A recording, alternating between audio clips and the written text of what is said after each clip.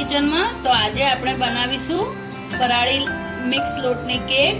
તો ચલો હવે આપણે ફરાળી કેક બનાવવાનું શરૂ કરીએ. તો એના માટે સૌપ્રથમ આપણને જોઈશે ફરાળી મિક્સ લોટ, જે હવે અત્યારે કરિયાણાની દુકાનમાં તમને આસાનીથી મળી જાય છે. હવે એમાં આપણે નાખીશું સાવ ચપટી બેકિંગ પાવડર,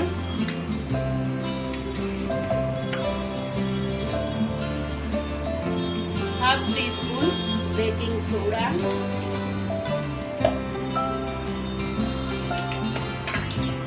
હવે આપણે આને સરખી રીતના મિક્સ કરી દઈશું.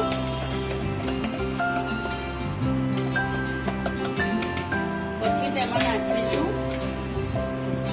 દળેલી ખાંડ, આશરે 3 થી 4 ચમચી.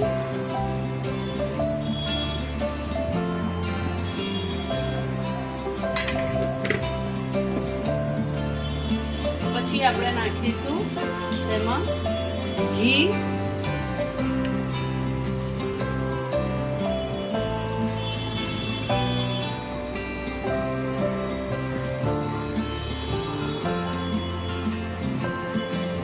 ચમચી ઘી એડ કરીશું. હવે આપણે આને પહેલા સરખી રીતના મિક્સ કરી લઈશું.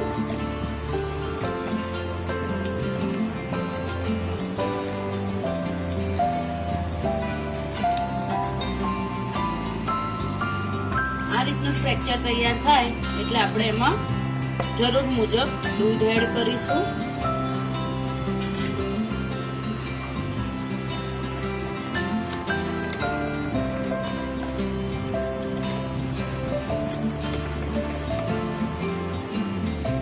હવે એમાં આપણે આશરે 1 ટીપું વેનીલા એસેન્સ એડ કરીશું અને એને બરાબર ફેટી લઈશું.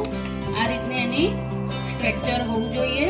હવે મેં આ ગ્રીસ કરેલું બાઉલ તૈયાર રાખ્યું છે. એમાં મેં ઘી ચોપડી અને મિક્સ ફરાળી લોટ પાથરી દીધો છે. હવે આપણે આ સ્ટ્રક્ચર એમાં એડ કરી દઈશું. જુઓ, આ રીતનું મેં સ્ટ્રક્ચર એડ કરી દીધું છે. હવે એમાં આપણે બદામ અને પિસ્તાથી ગાર્નિશ કરીશું. હવે મેં કાજુના કટકા બી લીધેલા છે. કાજુના કટકા મેં ઘીમાં ફ્રાય કરી દીધેલા છે. જો તમે એવી રીતના એડ કરશો તો વધારે સારું લાગશે. જુઓ, મેં આને ગેસ ઉપર ફ્રી હીટ કરવા મૂકી દીધું હતું. એમાં મેં કશું જ એડ નથી કર્યું. આ બાઉલ એમાં મૂકી દઈશું, બંધ કરી દઈશું અને આશરે 10 થી 15 મિનિટ માટે આપણે બેક થવા દઈશું. જુઓ, આપણે આને 10 થી 15 મિનિટ થઈ ગઈ છે. મેં ગેસ ઉપરથી ઉતારી લીધી છે. હવે સેટ ઠંડી બી થઈ ગઈ છે. તો આપણે આને અનમોલ્ડ કરી દઈશું. જુઓ, આપણી આ કેક થઈ ગઈ છે. તમે જોઈ શકો છો કેટલી સ્પંજી થઈ છે. તો જુઓ, સરસ રીતના કેક કટ થઈ ગઈ. જો તમને મારી રેસીપી ગમી હોય તો મારી ચેનલને લાઈક, શેર અને સબસ્ક્રાઇબ કરવાનું ના ભૂલતા. પ્લીઝ 100 સબસ્ક્રાઇબર થઈ જાય એવી રીતના શેર કરજો.